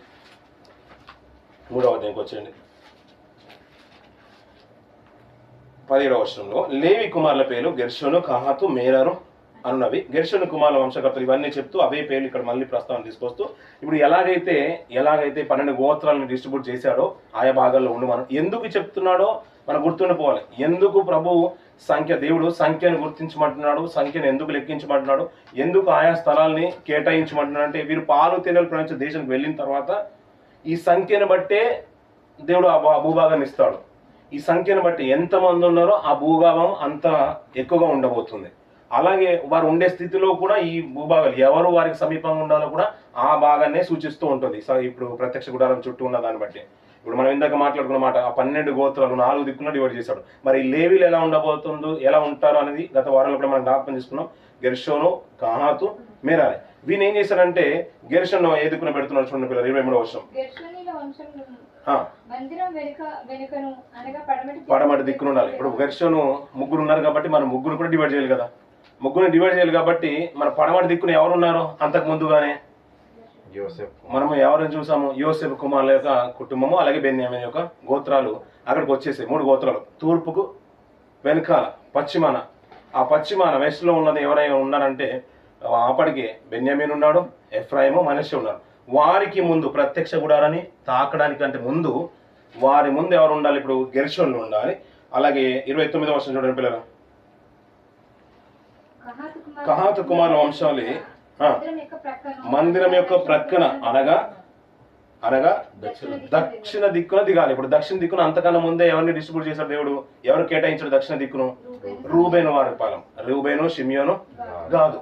వీరికంటే ముందు వెనకాల, అదే గతించిన దినాల్లో కూడా జ్ఞాపకం చేశాను, ప్రత్యక్ష గుడారం ఇలా ఉంటే తూర్పు ఇదని అనుకుంటే ఇది పడమట. దీనికి వెనకాల 3 గోత్రాలు, యోసేపు వాళ్ళ పిల్లలు ఉన్నారు, అలాగే బెన్యామీను ఉన్నాడు. వీరికంటే ముందు, వీరి వెనకాల ఉండాలి, వీరికంటే ముందు గెర్షోన్లు ఉండాలి. అదే ఇప్పుడు దక్షిణాన్ని ఎవరు ఉండాలి? రూబేను ఇక్కడ ఉంటే, రూబేను ఇప్పుడు 3 పాలేలు ఇక్కడ ఉంటే వారికంటే ముందు ప్రత్యక్ష గుడారానికి దగ్గరలో కహాతు ఉండాలి. అలాగే దానికి ఆపోజిట్ లో, దక్షిణానికి ఆపోజిట్ లో ఏమొస్తుంది? ఉత్తరం వస్తుంది, నార్త్ వస్తుంది. ఆ మెరారీలను అక్కడ పెడుతున్నాడు. ఆ మాట కూడా చూసుకొని 33వ వచనము, మెరారి వంశం ఏదనగా ఇలా మాట్లాడుతూ కిందికి ఎక్కడ మాట్లాడుతుంటే 36, 35 చివరి భాగం, ఉత్తర దిక్కున దిగవలసిన వారు మెరారి కుమారులు అంటున్నాడు పిల్లలు. ఇప్పుడు 3 భాగాలు అయిపోయి, 3 లేవీల్ని 3 దిక్కులో పెట్టేశాడు. ఇప్పుడు మిగిలిన భాగం ఏది ఉంది? తూర్పు దిక్కు ఉంది, అంతే కదండి, పెట్టినారు కదా, తూర్పు దిక్కు ఉంది. ఇప్పుడు తూర్పు దిక్కున ఎవరు ఉండాలన్నాడు దేవుడు? ఆ మాట కూడా చూడండి పిల్లలు. 39వ వచనము, 38వ వచనము, మందిరము ఎదుటి తూర్పు దిక్కున అనగా ప్రత్యక్షపు గుడారం ఎదుటి పూర్వ దిశ యందు దిగవలసిన వారు మోషే, అహరోనులు. ఇశ్రాయేలీయులు కాపాడవలసిన పరిశుద్ధ స్థలమును వారే కాపాడాలి. సరిపోతుంది పిల్లల. అంటే ప్రత్యక్ష గుడారంకి ఉన్న ప్రిఫరెన్స్, ఇంపార్టెన్స్ ఎంతో మనకు బాగా తెలుసు. గతించిన సంవత్సరాల క్రితం బాగా విన్నాం, ఎప్పుడు మనం వింటూ ఉంటాం. యెరూషలేము దేవాలయం కంటే ముందు ఇశ్రాయేలుకు ఉన్న ప్రాముఖ్యమైన స్థితి ఏదైనా ఉందంటే ప్రత్యక్ష గుడారం. దాన్ని మించింది ఇశ్రాయేలుకు నిజంగా ఏమీ లేదు. దాని ఇంకా యెరూషలేము దేవాలయం కన్నా వెళ్ళొచ్చేమో అందరూ, కానీ ప్రత్యక్ష గుడారాన్ని అందరు తాకడానికి లేదు. అది వెళ్ళొచ్చు, ఒక ద్వారం గుండా వెళ్ళొచ్చు, అది కూడా ఇజ్రాయేలే వెళ్ళాలా. అన్యుడు మాత్రం సమీపిస్తే మాత్రం అక్కడే మరణ శిక్షణ ఉండేవాడు. దానికి అంత పవర్ఫుల్ నేమ్ ఇచ్చేశాడు దేవుడు. ఎందుకంటే అది ప్రత్యక్ష గుడారము, ప్రత్యక్షంగా నాతో సహవాసం చేసే గుడారం. ఆయన మేఘము దాని మీద నిలిచే స్థలం అంతా కూడా ఎలా ఉండాలంటే, అప్పుడప్పుడు ఇప్పుడు ఈ మధ్యకాలం ఏ వీడియోస్ వచ్చిన తర్వాత దాన్ని పవర్ఫుల్గా చూపించేస్తున్నారు. దాన్ని వాడుకోవాలనుకుంటే మనం ఈ రీతి మనం వాడుకోవచ్చు. నిజం అనిపించింది, ఎందుకంటే అది మనకు చూపించడానికి ఇలా వచ్చిందేమో అనిపిస్తుంది. గతించిన దినాల్లో ఒక మాట చెప్పాను, ఇప్పుడు చిన్న చిన్న పిల్లలే వీడియోలు మాట్లాడుతున్నారు, ఇష్టానుసారంగా మాట్లాడుతున్నారు. అడ్వాంటేజ్ కానీ మనకు 3 ఏళ్ల పిల్లడు, ఒక 1 ఇయర్ బాబే మాట్లాడిపోతున్నాడు ఏ జనరేట్ అవుతున్న వీడియోని బట్టి. నాకు అనిపించిన మాట ఏంటంటే ప్రభువు కూడా అలాగే ఉన్నాడేమో బహుశా. ఎందుకంటే అతను వచ్చిందే సంకల్పం కొరకు. ఏ తల్లిని నాకు అది కావాలి, చాక్లెట్ కావాలి, తనను బాధ పెట్టినవాడు కాదు, నాకు ఇది కావాలని ఇది కావాలని పేరెంట్స్ని ఏ రోజు కూడా విసిగించినవాడు కాదు. అందుకనే 12వ ఏటనే ఎక్కడ ఉండిపోయాడు, యెరూషలేములో వారి పెద్దల మధ్య శాస్త్రుల మధ్య ప్రశ్నలు అడుగుతున్నాడు. అంత మెచ్యూర్డ్ మైండ్ అతనికి అప్పుడే ఉండుంటే ఇంకా బాల్యంలో ఇంకెంత మెచ్యూర్డ్గా ఉండాలి. దాని తర్వాత వచ్చేది ఇప్పుడు ఏ కదా. అలా వీడియోలో మనం చూస్తుంటే ప్రత్యక్ష గుడారం మీద ఆ మేఘం అలా నిలుస్తుంటే పైన పవర్ఫుల్గా పరలోకం నుంచి ఒక వెలుగు ఉండేదంట పిల్లరా. దాని మీద నివసిస్తున్నప్పుడు మోషే మాత్రమే వెళ్ళి మాట్లాడేవాడు అంట. ఆ వెలుగున్నప్పుడు ఎవరు సంచరించేవారు కాదంట. ఆ ప్రభావం ఏంటంటే ఇశ్రాయేలు కన్నులకు గొప్ప వెలుగు ఉండేదంట. అందుకని చూడడానికి కూడా సాహసించేవారు కాదంట. అప్పుడే వచ్చింది అలాంటి తరుణంలో సీనాయి పర్వతం మీద వచ్చినప్పుడే, సీనాయి కొండ మీద దిగుతున్నప్పుడే, ఆ ముఖము చూడనప్పుడే ఈ ముసుగు అనేది ఇశ్రాయేలుకి వచ్చేసింది. ఆ ముసుగునే ఈరోజు అన్ని సమాజం ఇస్లాం సోదరులు వారి కుటుంబాలు వేస్తూ ఉన్నారు. ఆ ముసుగు చూడలేని ప్రభావం, ఎందుకంటే అంత తేజస్సు అయిపోయింది మోషే గారి ముఖము. అలా అది కంటిన్యూ అవుతూ సీనాయి పర్వతం నుంచి వెళ్తూ భాగంలో ఈ ప్రత్యక్ష గుడారం వచ్చింది. అక్కడ వెలుగు ఎలా ఉండేది, బాగా ప్రభావితం అయిపోయేది. అన్యుడు ఎవరు సమీపించడానికి లేదు. అందుకని తూర్పు దిక్కునే ద్వారం ఉండేది. ఆ ద్వారం ఎదుట ఎవరు ఉండాలంటే మోషే ఆరోన్ల సంతానం ఉండాలి. మోషే ఆరోన్ల సంతానం తూర్పు దిక్కున ఉండాలి. వారి వెనుక ఎవరు ఉండాలంటే తూర్పు దిక్కున యూదా పాలెము. చెప్పండి ఎవరు ఉండాలి ఇప్పుడు, మర్చిపోయారు. తూర్పు దిక్కున ఎవరెవరు ఉండాలి, ఇస్సాకారు జెబులూను ఉండాలి. జెబులూను ఉండాలి. మొదటిగా వారి ముందు మోషే ఆరోన్ల సంతానం ఉండాలి. వారి వెనుక తూర్పు దిక్కున యూదా, ఇస్సాకారు, జెబులూను ఉండాలి. వారి వెనకాల ఎవరు ఉండాలి, గెర్షోనీయులు ఉండాలి. పశ్చిమాన గెర్షోనీయులు ఉండాలి. వారి వెనకాల ఎవరు ఉండాలి, యోసేపు సంతానం అన్నాం. ఎఫ్రాయిము, మనష్షే, బెన్యామీను, వీరు ముగ్గురు ఉంటారు. రూబేను పాలెము దక్షిణ దిక్కున ఉంటుంది. వారి కంటే ముందు ఎవరు ఉండాలి, ఇప్పుడు రూబేను కంటే ముందు ఎవరు ఉండాలి, కహాతు సంతానం ఉండాలి. కహాతు వెనకాల రూబేను, దాను, నఫ్తాలి. తర్వాత ఉత్తరాన మెరారీలు ఉండాలి. మెరారీకి వెనకాల ఎవరు ఉండాలి ఇప్పుడు, ఆషేరు, నఫ్తాలి. ఈ 3 గోత్రాలు, ఈ 12 గోత్రాల కంటే ముందు 3 గోత్రాలు లేవి కుమారులలో 3 వారు చుట్టూ ఉండాలి. తూర్పు దిక్కున ఆ మోషే ఆరోన్ల కుటుంబాలు ఉండాలి. ఇదంతా అయిపోయింది. ఏ రీతిగా దిగాలి, ఏ రీతిగా వారి గుడారం కంటే ముందు ఏ రీతిగా వారి నివాసం ఏర్పాటు చేసుకోవాలి, ఏ రీతిగా బయటికి వెళ్ళాలో వారి సంఖ్య ఎంతనో ఈ 3వ అధ్యాయం మనం చూస్తున్నాం పిల్లరా. చివరిగా మనం ఒక మాట గతించిన దినాలు 44, 45 కూడా చదువుకున్నాం. లేవీలే నాకు స్పెషల్ అంటున్నాడు. ఈ 40 అయిపోయిన తర్వాత 51 తర్వాత మనకు వచ్చేది విమోచన ధనం గురించి చెప్తున్నాడు. చివరిగా మాట 4వ అధ్యాయం నుంచి మనం చూద్దాం పిల్లరా. 4వ అధ్యాయం. యెహోవా మోషే ఆరోన్లకు ఇలాగ సెలవిచ్చెను, నీవు లేవీలలో, ఇప్పుడు మార్చుకున్న పిల్లలు, నీవు లేవీలలో కహాతీయులను వారి వారి వంశముల చొప్పున వారి వారి పితరుల కుటుంబముల చొప్పున 30 ఏండ్లు మొదలుకొని 50 ఏండ్లు వరకు ప్రాయము కలిగి ప్రత్యక్ష గుడారంలో పని చేయుటకు సేనగా చేరగల వారందరి సంఖ్యను రాయించుము అంటున్న పిల్లరా. అక్కడ మాట చూడండి పిల్లరా. ఇందాక మనం చదువుకున్న మాటలు 2 మన జ్ఞాపకం రావాలి. అంటే సంఖ్య గుర్తించినప్పుడేమో ఇజ్రాయేల్ అందరినీ లెక్కించినప్పుడేమో 20 సంవత్సరాలు పైబడిన వారు, లేవీలు లెక్కించినప్పుడేమో 1 నెల మొదలుకొని, కానీ సేవ పరిచర్య జరిగించడానికి, సేవ యాజక ధర్మం జరిగించడానికి లేవీలే చేయాలి. కాబట్టి లేవీల్లో ఈ మందిర పరిచర్య, ఈ ప్రత్యక్ష గుడారం యొక్క సేవ పరిచర్య జరిగించడానికి ఏ వయసు నుంచి లెక్కించాలంటే 30 సంవత్సరాల మొదలుకొని 50 సంవత్సరాల వరకు. ఇది మాట్లాడుతుంటే మనకు ఎవరు గుర్తుకు రావాలి ఇప్పుడు, 30 సంవత్సరాలు అన్నప్పుడు యేసుక్రీస్తు వారు గుర్తుకు రావాలి. ఎందుకు ఆయన 12వ ఏట దేవాలయంలో ప్రశ్నలు అడిగే అంత జ్ఞానం ఉన్నప్పుడు, వివేచన ఉన్నప్పుడు, ఒక 20 ఏళ్ళకి మరి అది తీసుకోవచ్చు కదా, యాజకత్వం తీసుకొని అందరిలో పరిచర్య కొరకు ముందు వెళ్ళిపోవచ్చు, 20 సంవత్సరాలు పని ముగించేసుకొని వెళ్ళిపోవచ్చు. కానీ 30 ఏట వరకు వెయిట్ చేయడానికి కారణం ఏంటంటే ఒక ధర్మశాస్త్రంలో ఒక విధి ఉంది. ధర్మశాస్త్రం నెరవేర్చాలి కాబట్టి ఆ ధర్మశాస్త్రం సంఖ్య చెప్తూ 30 ఏండ్లు మొదలుకొని 50 ఏండ్ల ప్రాయం వరకు ఆ వయసున్న వారందరినీ కూడా లెక్కించు. ఎందుకొరకు అంటే ప్రత్యక్ష గుడారంలో సేవ చేయడానికి అంటున్నారు పిల్లలు. అప్పుడప్పుడు రిటైర్మెంట్ అయిపోయిన తర్వాత సేవకు వచ్చే వాళ్ళని కూడా మనం చూస్తూ ఉంటాం. ఈ మధ్యలో ఎవరు వచ్చినా పర్లేదు, ఎప్పుడు వచ్చినా పర్లేదు, చిన్నప్పటి నుంచి సేవ చేసినా పర్లేదు, వృద్ధాప్యంలో సేవ చేసినా పర్లేదు అనే మాటలు మనం ఎక్కువ వింటున్నాం. కాబట్టి ధర్మశాస్త్రం ప్రకారం ఏంటంటే 30 ఏట మొదలుకొని 50 ఏళ్ళ తర్వాత నీ పని నువ్వు చూసుకో, నీకే సహకారం ఉండదు, నువ్వు ఇంకేం సేవ చేస్తావులే అని దేవుడు ఒక లెక్క మాట్లాడేశాడు పాత నిబంధన కాలం. అందుకని ప్రభువు కూడా ఏంటంటే 30వ ఏటనే పరిచర్ను ప్రారంభించినట్టుగా మనం చూస్తున్నాం. ఈ మాటలో 4వ అధ్యాయంలో అతి పరిశుద్ధ స్థలం మొదలుకొని పరిశుద్ధమైన స్థలము ఇవంతా కూడా సేవ కొరకు బిడ్డలను ఏర్పాటు చేస్తున్నాడు. మెరారీలు, కాహతీలు, గెర్షోన్యులు వారి పితల కుటుంబాల చొప్పున ఏ పని జరిగించాలి, ఏం చేయాలో చెప్తున్నాడు. వీరందరికీ ఏంటంటే ప్రత్యేకంగా వీరు గుడారాన్ని ప్రత్యక్షంగా తాకడానికి లేదు పిల్లలు. ఈ విప్పిన తర్వాత 6 కుమారుల కుటుంబాలు 6 గోత్రాలకు వచ్చిన పిల్లలు విప్పి ఇస్తే దాన్ని కట్టిస్తే మోసే బాధ్యత మాత్రమే ఈ లేవీల్లో ఉంది. అంటే 3 కుమారుల మీద ఉంది. వారి బాధ్యత అంటే దాన్ని మోయాలి, విప్పింది కట్టాలి, మళ్ళీ తీయాలి ప్రత్యక్ష గుడారాన్ని. ఈ 40 సంవత్సరాలు అదే పని చేశారు వాళ్ళు. 2వ ఏట మొదలైంది. 2వ సంవత్సరము అరణ్య మార్గాన వస్తున్నప్పుడు సీనై అంటే ఐగుప్తు నుంచి బయలుదేరిన క్షణము అంటే ఎప్పుడంటే ఈ సంఖ్య రాయబడింది 2వ సంవత్సరం అందు 2వ నెల మొదటి మాట అంటున్నా చూడపిల్లగా, మొదటి అధ్యాయంలో 2వ సంవత్సరము 2వ నెల 1వ తేదీ అంటున్నాడు. అంతవరకు ప్రత్యక్ష గుడారం అనే కాన్సెప్టే వరకు లేదు. సీనై పర్వతం మీద చెప్పిన అప్పుడు వీరికి ఇదంతా కూడా విధిని ఏర్పాటు చేస్తున్నాడు. ఎవరు ప్రత్యక్ష గుడారంలో ఉండాలి, గుడారం మధ్యలో ఉంటే మీరు ఎక్కడ నివసించాలి, ఎక్కడ ఉండాలి, ఇవన్నీ చెప్పిన తర్వాత ఇప్పుడు పని ఎవరు జరిగించాలంటే లేవీలు మాత్రమే చేయాలి. లేవీలో 3 గోత్రాలు 3 కుమారులను పక్కన తీసేశాడు. యాజక ధర్మం మాత్రం 6 కుటుంబాలే చేయాలి. అలాగే మిగతా దీన్ని విప్పడము, మోయాల్సిన బాధ్యత, మళ్ళీ బిగించడం అంతా కూడా గెర్షోను, కహాతు, మెరారీ సంతానం చూసుకుంటుంది. దాన్ని డైరెక్ట్గా మందిరాన్ని మాత్రం ఎవరు తాకడానికి మాత్రం లేదు. వారు విప్పించిన తర్వాత, వారు ముడేసిన తర్వాత దీని భుజాల మీద మాత్రమే మోయాలి. ఇది 4వ అధ్యాయంలో మనకు కనబడుతున్న మాటలు పిల్లలు. 5వ అధ్యాయంకి వచ్చిన తర్వాత అదే 4వ అధ్యాయంలో చివరిగా 39వ వచనంలో కూడా అదే మాట్లాడతాడు.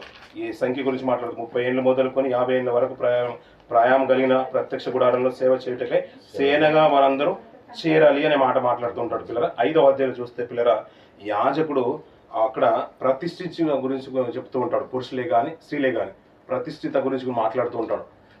యాజకత్వంలో స్త్రీలైనా ప్రతిష్ఠించుకోవచ్చు, పురుషులు కూడా ప్రతిష్ఠించుకోవచ్చు అని మాట తీసుకొస్తుంటాడు. అలాగే అక్కడ కొన్ని చివరి అధ్యాయంకి వచ్చేసరికి వెళ్ళి ఈ అధ్యాయం అంతట్లో మనకు కనిపించే మాట ఏంటంటే శాపపు నీళ్ళు అనేది ఒక ప్రత్యేకంగా ఒక వర్డ్ మనకు కనబడుతుంది.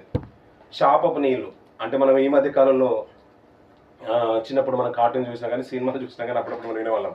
ఏదో నీళ్లు జల్లేసి నీళ్లు జల్లేసి ఇది నీకు శాపం వచ్చేసింది, నీకు ఇది ఆపద వచ్చేసింది అని శపించి మాటలు మనం వింటూ ఉండేవాళ్ళం. అంతెందుకు పిల్లరా, రాముడు అనే మాటలు మన ప్రస్తావన తెలుసు. తన భార్య మీద అనుమానం వచ్చంట ఈ అగ్నిగుండాన్ని దాటమనే మాటలు మనం ఎప్పుడు చిన్నప్పుడు కథలుగా మన పాఠ్య పుస్తకాలు కనిపించేది, వారికి ఇతిహాసాలుగా మనం ఉన్నాయి. అగ్నిగుండం దాటి ఇవన్నిటి కూడా మూలం ఏంటయ్యా అంటే నిజంగా బైబిలే అనిపించింది. ఈ మాటలు ఈ అధ్యాయం చదువుతున్నప్పుడు నాకు అదే అనిపించింది. ఎందుకంటే ఆ కాన్సెప్ట్ అంతా కూడా దీంట్లోదే. ఒకవేళ తన భార్యనంట తప్పు చేస్తారంట, ఈ యాజకుడి దగ్గరికి వెళ్ళి నీళ్ళంట యాజకుడి దగ్గర వెళ్తే ఆ భార్యను తీసుకొని వెళ్తే ఆ నీళ్లు యాజకుడు తనకు తాగిపిస్తానంట. ఒకవేళ తప్పిదం కనుక చేస్తేనంట కడుపు ఉబ్బిపోతున్నారు, చేదుగా ఉండంట, రోగం వచ్చి చనిపోయే స్థితికి వెళ్ళిపోతుందంట. 5వ అధ్యాయము 21వ వచనం కూడా కనబడుతుంది. అలాగే చివరి భాగంలో కూడా మనకు కనబడుతుంది. 27వ వచనం కూడా మనం చదువుతుంది పిల్లల. 27వ వచనం చదువుకుందాం.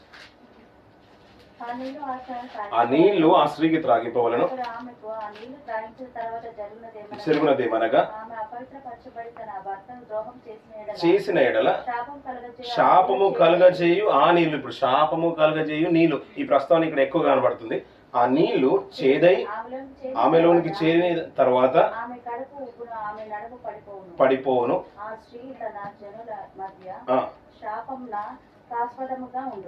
శాపమునకాస్పదముగా ఉండును అంటున్నాడు. అంటే ఈ ఒక సందర్భం ఈ ప్రస్తావన ప్రత్యేకంగా 5వ అధ్యాయంలో కనబడుతుంది.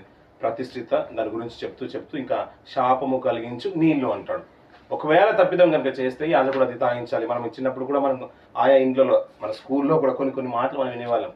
వాళ్ళు ఎలా తెప్పలేదు, కొన్ని రైస్లో కలర్ టర్మరిక్ పౌడర్ మిక్సీ చేసేసి అది పెట్టడము, ఎవరైనా దొంగతనం చేసేవాళ్ళు ఇది దొరికేవాళ్ళు, లేకుంటే అదేమన్నా తింటే అది పెడితే కడుపంతా ఉబ్బుగా ఉండడం అని ఇలాంటి మాటలు మనం ఎక్కువగా వినేవాళ్ళం. ఇదంతా ఎలా వచ్చిందంటే నిజంగా ఇది మూలమేమో అనిపించింది. ఎప్పుడో సంఖ్యాకాండంలో మన తాత ముత్తాతల కంటే కాలం కంటే ముందు ప్రస్తావన అప్పటి నుంచి మనకు కనబడుతుంది. ఈ 5వ అధ్యాయం అది మన ఎక్కువగా కనబడుతుంది పిల్లగా.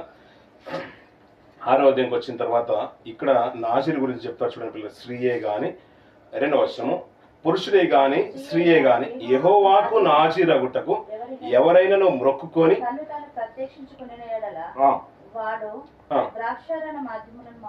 ద్రాక్షారస మాధ్యములను మానవలను అంటారు. అంటే ఇప్పుడు నాజీరు చేయబడిలో ఇప్పుడు మనకు సంసోను బాగా తెలుసు. తర్వాత ఎవరు బాగా తెలుసు? నాజీరు చేయబడిన వాళ్ళు ఎవరెవరు బాగా తెలుసు? ఓ ఇద్దరు పేర్లు చెప్పండి. సంసోను తెలుసు, ఇంకెవరున్నారు? నాజీరు చేయబడిన వాళ్ళు. నాజీరు అంటే తెలుసు కదా, నాజీరు అంటే మంగళ కత్తి వేయొద్దు, ప్రత్యేకం, దేవుడికి సమర్పితం, దేవుని పరిచర్య కొరకు, దేవుని సేవ కొరకు సమర్పితం. వారు నాజీరు చేయబడిన వారు. వారి మీద మంగళ కత్తి కానీ, ద్రాక్షరసము కానీ, వివాహము అంటే ఒక ప్రత్యేకమైన విషయాలు కానీ, అంటే లోకులు ఆలోచించినట్టుగా సమాధి కార్యక్రమానికి వెళ్ళడం కానీ, ఇలాంటి కార్యక్రమంలో పాలు పొందులు ఉండేవి కాదు. అందులో ఇద్దరంటే ఒక సంవత్సరం నేనే చెప్పేశాను. ఇంకొక పేరు చెప్పండి. బాప్తిసం ఇచ్చి యోహాను గారు, తర్వాత మన ప్రభువైన యేసుక్రీస్తు వారు. ఇలా మనకు కనబడుతున్న ప్రముఖులలో వారు ఎవరైనా కానీ ఒకవేళ మొక్కుకుంటేనంట ఆ వారి విధానం చెప్తున్నాడు ఏంటంటే ద్రాక్షరస మద్యములను మానవలను. ఇంకా అవన్నీ కూడా చెప్తూ ఆ మాట చూడండి పిల్లలు, కొన్ని మాట చదువుకొని ముందుకెళ్దాం. అదే మాట కింద చదువు. 3వ వచనం. ద్రాక్షారసపు చెరకునైనను మద్యపు చెరకునైనను త్రాగవద్దు. ఏ ద్రాక్షారసమునైనను త్రాగవలదు. పచ్చివి గాని ఎండినవి గాని ద్రాక్ష పండ్లను తినవలదు. అతడు ప్రత్యేకముగా నుండి దినములనియు పచ్చికాయలే గాని పైతోలే గాని ద్రాక్షవలను పుట్టినదేదియు తినవలదు. అతడు నాజీరు మొక్కుకొనిన దినములన్నిటిలో మంగళకత్తి అతని తల మీద వేయవలదు. అతడు యెహోవాకు తాను ప్రత్యేకించుకున్న దినములు నెరవేరు వరకు అతడు ప్రతిష్ఠితుడై తన తల వెంట్రుకలను ఎదుగునీయవలెను. అతడు యెహోవాకు ప్రత్యేకముగా నుండి దినములన్నిటిలో ఏ శవమును ముట్టవలదు. సరిపోతుంది పిల్లలు. నాజీరు ఈ ప్రత్యేకంగా అనగా ప్రత్యేకింపబడిన వాళ్ళలో సంసోను గురించి మనం ఎక్కువగా వింటాం. అందుకని అతని మీద మంగళ కత్తి వస్తే తన బలం పోతుందనే మాట మనం ఎక్కువగా వింటూ ఉంటాం. యోహాను గారు కూడా అలాగే ఉన్నారు. కానీ ఇంకొక మాట మీకు జ్ఞాపకం చేస్తుందంటే, మనం ఎక్కువగా ఏ ఫోటో చూసినా కానీ యేసుక్రీస్తు వారికి ఎక్కువగా హెయిర్ ఉన్నట్టుగా కనబడుతూ ఉంటుంది. ఎందుకంటే ఆయన కూడా నాజీరు చేయబడిన వ్యక్తి ఏమో అని అనుకుంటారు. కానీ ఆయన ప్రత్యేకింపబడిన వాడే. కానీ ఇది లేవీలకే సూచన. ఇంకొకటి మాట ఏంటంటే ఇది ఇశ్రాయేలుకు సూచన. ఆయన మాత్రము నాజీరు చేయబడిన వ్యక్తిగా పరిగణలోకి తీసుకోలేదు. ఆయన మద్యము ద్రాక్షరసం అయిపోయినప్పుడు కానీ, అలా పెళ్లి విందులకు వెళ్ళినప్పుడు కానీ, ఇంకా శవం దగ్గరికి వెళ్ళినప్పుడు కానీ, పాడే మీద ఒక బిడ్డను మోసుకొని వెళ్ళిపోతూ ఉంటే ఆ విధవరాలి కుమారుడు ఒక్కడే కుమారుడు కాబట్టి ఆ తల్లి వేదన చూసి పాడి ముట్టగా బిడ్డ బ్రతికినట్టుగా కనబడుతుంది. ఇలాంటి మాటలు మన సందర్భంలో మనకు బాగా కనబడుతుంది. అంతేకాదు లాజరు సందర్భం కూడా మనకు సుపరిచితం. ఒకవేళ అలాంటి సందర్భం ఏమైనా అనుకుంటే అది కూడా సుపరిచితం. అందుకనే అతను ఏ రోజు మంగళ కత్తి పెట్టలేదేమో అన్న ఉద్దేశంతో వచ్చేసి మనం ప్రభువుకి ఎక్కువగా హెయిర్ ఉన్నది, అదే ఫొటోస్ మనకు ఫేమస్ అయిపోయాయి కాబట్టి ప్రభువును మన దృష్టిలోకి వచ్చినప్పుడు ఏంటంటే అదే మన ప్రతిబింబము మన మనసులో ముద్రించుకోకపోయింది. ఇలా మాట్లాడుతూ స్త్రీయే కానీ పురుషులే కానీ నాజీరు చేయబడితే ఇలాంటి వాటికి దూరంగా ఉండాలనే ప్రస్తావన ఆరోగ్యంగా కనబడుతుంది. ఇంకా మాట్లాడుతూ ఒక మంచి మాట మాట్లాడతాడు. 22 నుంచి చివరి వరకు చూసినట్లయితే యెహోవా మోషేకి ఇలా సెలవిచ్చెను, ఇలాగనము ఎలా దీవించాలో లేవీలు అంటే ప్రతిష్ఠిత చేసుకున్న వాళ్ళు ఎలా దీవించాలో చెప్తున్నాడు. అద్భుతమైన మాటలు పిల్లరా, చాలా చక్కగా ఉంటాయి. కాపాడును గాక, తన సన్నిధి కాంతిని ప్రకాశింపజేసి నేను కరుణించును గాక, యెహోవా తన సన్నిధి కాంతిని ఉదయింపజేసి నీకు సమాధానం కలుగజేయును గాక. అట్లు వారు ఇశ్రాయేలు మీద నా నామమును ఉచ్చరించడం వల్ల నేను వారిని ఆశీర్వదించాను. సరిపోతుంది. మనకి అక్కడ మాటికి మనకు కనిపించిన మాట ఏంటంటే యెహోవా మేము దీవించిన ఆశీర్వాదం ఎవరి దగ్గర నుంచి వస్తుంది? దేవుని దగ్గర నుంచి, యెహోవా దగ్గర నుంచి వస్తుంది. ఆ ముచ్చట కూడా చూడండి, యెహోవా నిన్ను ఆశీర్వదించిన గాక, నేను కాపాడును గాక, యెహోవా తన సన్నిధి కాంతి ప్రకాశింపజేసి నేను కరుణించుగా, యెహోవా నీ మీద తన సన్నిధి కాంతి ఉదయింపజేసి నీకు సమాధానం కలగజేయగా. అంటే యెహోవా ఆయన మాట్లాడుతున్నమాట నా నామము ఉచ్చరించడం వలన నేను వారిని ఆశీర్వదించేద్దాం. అంతే కదా పిల్లల. అందుకనే దేవుడు అనే నామము ఉన్నతమైన నామము, అది బలమైన నామము. అందుకని ఆయన ప్రస్తావన మాటికి యాజకులు తీసుకొని రావాలి. ఎందుకంటే నేను ఆశీర్వదించేస్తాను, మీరు రెడీ ఉండండి, మీరు వచ్చేయండి, నేను అందరికీ ప్రార్థన చేసేస్తాను అనే కాన్సెప్ట్ అనేది ఈ రోజు మాట్లాడుతున్న మాటల్లో అది సరితమైన మాట కానే కాదు. ప్రతిసారి మనం ఏ పని చేసినా యెహోవా నామానే చేయాలి. యెహోవా మిమ్మల్ని దీవించును కాక, దేవుడు మిమ్మల్ని దీవించును కాక, నేను దీవించేస్తున్నాను రండి, నా దేవుని దీవెన లేదా సేవకులు చెప్తున్నాను కాదు. మనము ప్రార్థన చేస్తాము, ఆశీర్వదించేది ఎవరు? దేవుడు ఆశీర్వదిస్తాడు. ఆ ఉచ్చారణ ప్రతిసారి యెహోవా నిన్ను దీవించును గాక, దేవుడు నిన్ను దీవించును గాక, యెహోవా సన్నిధి కాంతి నీ మీద ప్రకాశింపజేయును గాక, నీకు యెహోవా సమాధానము అనుగ్రహించును గాక. ఇలా ప్రస్తావన మాటి మాటికి యెహోవా నామం వచ్చింది కాబట్టి వారిని నేను ఆశీర్వదిస్తాను. ఈ 6వ అధ్యాయం మనకు కనిపించే మాటలు 7వ అధ్యాయంకి వచ్చేసే వరకు వెళ్ళి ఈ సేవ జరిగిస్తున్న ఈ మందిరాన్ని విప్పి తీసుకువెళ్ళడానికి ఈ ఉపకరణలన్నిటి కొరకు అవి ప్రత్యేకం చేస్తారు. చూడండి పిల్లల, మొదటి వర్షంలో ఈ మందిరము ముగించి దాన్ని అభిషేకించి ప్రతిష్ఠించి చేయించి అభిషేకించిన వాటిని ప్రతిష్ఠించిన దినమున తమ తమ పితరుల కుటుంబంలో ప్రధానులు గోత్ర ముఖ్యులను లెక్కింపబడిన వారి మీద అధిపతులున్న ఇశ్రాయేలులోని ప్రధానులు అర్పణ తెచ్చి. సరిపోతుంది పిల్లల. ఇప్పుడు మందిరాన్ని అంటే మనం మిగతా ఖండాలు చూస్తే, మిగతా గ్రంథాలు చూస్తే మనకు ఏ రీతిగా ప్రత్యక్ష గుడారం కట్టబడిందో మనకు తెలుస్తుంది. మన సంఖ్యాఖండమే వెళ్తున్నాం కాబట్టి నేను ముందుకు వెళ్తున్నాను. ఆ మందిరాన్ని నిర్మించిన తర్వాత సముద్ర వసతువులు, దానికి సహకరించిన వాళ్ళు, స్త్రీలు మొదలుకొని పురుషుల వరకు ఉంటారు. బెసలేయులు ప్రత్యేకమైన వాడు, దాన్ని చేసిన పాత్రలు చేసిన వాళ్ళు, దాన్ని కట్టిన వాళ్ళు. స్త్రీలంట జ్ఞాన హృదయం కలిగిన వారు తమ అర్పణలు తెచ్చి తమ చేతులతో వాటిని వడికిరి అంటాడు, అంటే చేతులతో అల్లేశారంట. చాలా రక్తవర్ణ వస్త్రములు, సముద్ర వస్త్రతోళ్ళు ఇవన్నీ తీసుకొచ్చి దాన్ని నిర్మించిన తర్వాత ఈ మందిరాన్ని ప్రతిష్ఠించేస్తున్నాడు. మోషే గారు కట్టేశాడు. ఆ కట్టింది నిలబెట్టిన తర్వాత యెహోవా తనకు ఆజ్ఞాపించినదంతయో మోషే చేశాను. ఎలాగో చేశానంటే అలాగే చేశాను అంటాడు. ఎలా చెప్పాడో అలా చేశాడు. ఇక నుంచి ఆరాధనలు జరగాలి, అర్పణలు జరగాలి కాబట్టి ప్రతిష్ఠించేశాడు. బలిపీఠాన్ని కూడా ప్రతిష్ఠించిన తర్వాత ఈ పెద్దలు 12 గోత్రాల నుంచి పెద్దలు ఒక్కొక్క రోజు ఒక్కొక్క పెద్ద 12 దినాలు అర్పణలు తీసుకొని వస్తాడు. 7వ అధ్యాయంలో ప్రతిష్ఠిత కనబడుతుంది. అంతేకాదు ఇక్కడ 6 గూడు బండ్లు కనబడతాయి. 6 గూడు బండ్లు 12 ఎడ్లు కనబడతాయి. ఆ మాట కూడా చూడండి పిల్లరా, 3 చివరి భాగం. 6 గూడు బండ్లను 12 ఎద్దులను యెహోవా సన్నిధికి తీసుకుని వచ్చేసారు. వారు ఎందుకు తీసుకొచ్చారంటే మనం అప్పుడు ఉజ్జయ మందసాన్నట వారు పంపిస్తున్న తరుణంలో ఫిలిస్తీయులు ఎడ్ల బండి మీద పెట్టి పంపిస్తున్నారు. అంతే కదా పిల్లరా. బండి మీద వస్తున్నప్పుడు అది ఎద్దు కాలు జారినందున ఏం చేశాడు, ఆయన చెయ్యి దాటి పట్టుకున్నాడు. బండి ఎందుకు సూచన అంటే ఆ రోజు దేవుడు చెప్పిన మాట ఏంటంటే ఇశ్రాయేలుకి ఇచ్చిన వాగ్దానము, లేవీలకు ఇచ్చిన ఒక కండిషన్ కాబట్టి ఆ సూచన మేరకి బండ్లే ఆ రోజు ఫేమస్. ఇక రథాలు కాదు, అక్కడ బండ్లే ఉండాలి. దాని కొరకు 6 గూడు బండ్లు 12 ఎడ్లు ఇవి లేవీలకు ఇచ్చేశాడు.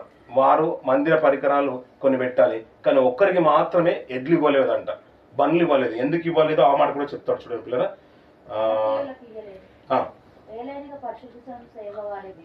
తమ భుజం మీద మోయిటకే వారి పని కనుక వారికి వాహనం నియమింపలేదు. 9వ వచనం, కాహతీలకు ఇవ్వలేదు అంటే మనకు మెరారీలు కనబడతారు, గెర్షనీలు కనబడతారు కాబట్టి కాహతీలకు ఇవ్వలేదు. ఎందుకంటే వారు భుజాల మీదనే చేయాలంట. ఇంకో మాట నేను జ్ఞాపకం చేస్తాను పిల్లలు, ఆయా రోజులలో మనం పూర్వకాలం నుంచి వచ్చేసాం కాబట్టి, హిందూ సంస్కృతుల నుంచి వచ్చేసాం కాబట్టి ఊర్లో కొన్ని పండుగలు జరిగినప్పుడు కానీ, ఉత్సవాలు జరిగినప్పుడు కానీ వారు భుజాల మీదనే కొన్ని వారికి సంబంధించిన దేవతల యొక్క గుళ్ళను, విగ్రహాలను పెట్టేసుకొని భుజాల మీదనే ఊరేగించేవారు. కాగడలు ముందు పట్టుకొని భుజాల మీదనే అది మోపుతూ ఊరంతా కూడా తిరిగేసి, ఆయా గ్రామాలు కూడా తిరిగేసి దాంట్లో ఉన్న విగ్రహాన్ని తీసుకొని కాస్త ఒక గుడిలోకి తీసుకెళ్ళి అక్కడ ప్రతిష్ఠించే విధానం మనం ఎక్కువగా తెలుసు. ఆ రీతిని కాహతీలకు ఏంటంటే వీరి భుజాల మీదనే మోయాలి ఆ భారం. వీరికి మందిరాన్ని మాత్రం అంటే ఎడ్ల బండ్లను మాత్రం ఇవ్వలేదు. ఆ పరికరాలు ఏంటంటే లేవీలు కట్టి, అంటే అహరోనుల కుటుంబం వారు కట్టి, వారు తాగడానికి లేదు, ప్రత్యక్షంగా దానికి తగిలిస్తే ఈ భుజాల మీద వేసుకొని వెళ్ళిపోయేవారు. ఈ మందిరం ప్రతిష్ఠించడము, దానికి అర్పణలు తీసుకురావడం, 12 రోజులు ఈ 7వ అధ్యాయంలో అర్పణలు కనబడుతుంది. ప్రతి ఒక్క గోత్రం నుంచి ఒక్కొక్క పెద్ద అర్పణలు తీసుకుని వస్తూ ఉంటారు. చివరి వరకు మనం చూసినట్లయితే ఆ 12 రోజులు అదే జరుగుతుంది. ఆ బలిపీఠం ప్రతిష్ఠింపబడిన దినమున 84వ వచనం చదువుతున్నాను.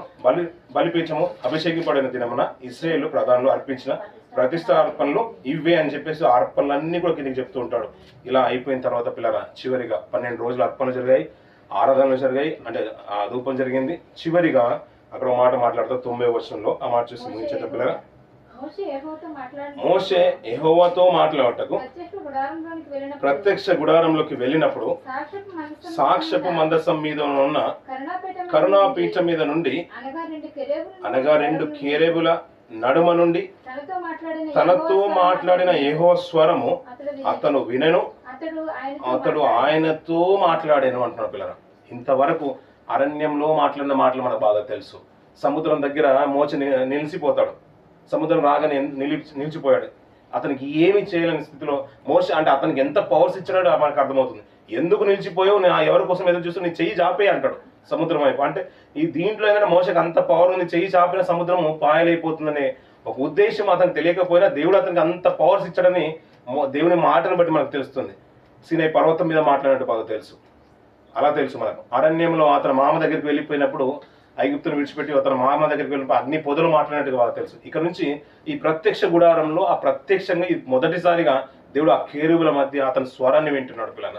ఆ స్వరం వచ్చినప్పుడు అంటే పిల్లలు ఆ ప్రకాశము ఆ గుడారం అంతా కూడా నిండిపోయేదంట. సూర్యుని తేజస్ అంతా కూడా ఒకే భాగంలో పడితే ఎంత పవర్ ఉంటుందో అంతకంటే అధికమైన పవర్ ఈ ప్రత్యక్ష గుడారం మీద నిలిచేదంట. అలా నిలిచినప్పుడు అంట మోషే గారు వెళ్ళి అక్కడ నిలిచిన తర్వాత ఆ గుడారంలో ఆ మేఘం యొక్క పవర్, ఆ సూర్యుని యొక్క తేజస్సు, ఆ వెలుగు అంత పవర్ఫుల్ వచ్చినప్పుడు అంట ఆ కేరేబుల మధ్య దేవుని స్వరం అతను వినేవాడంట. 7వ అధ్యాయం వరకు మనకు అదే కనబడుతుంది పిల్లల. చివరిగా నేను ముందు మాట్లాడుతున్న మాట మరొకసారి నేను 3 భాగాలు చెప్తున్నాను. మొదటి భాగంలో సీనాయి పర్వతం నుంచి అక్కడ నుంచి సిద్ధపడుతున్నారు వెళ్ళడానికి, మోయాబు పరిసర ప్రాంతాలకు వెళ్ళడానికి సిద్ధపడుతున్నారు. మోయాబు దాటిన తర్వాత వచ్చేది యోర్దాన్ దాటితే వారు పాలు తిన్న ప్రాంత దేశానికి వెళ్ళిపోతున్నారు.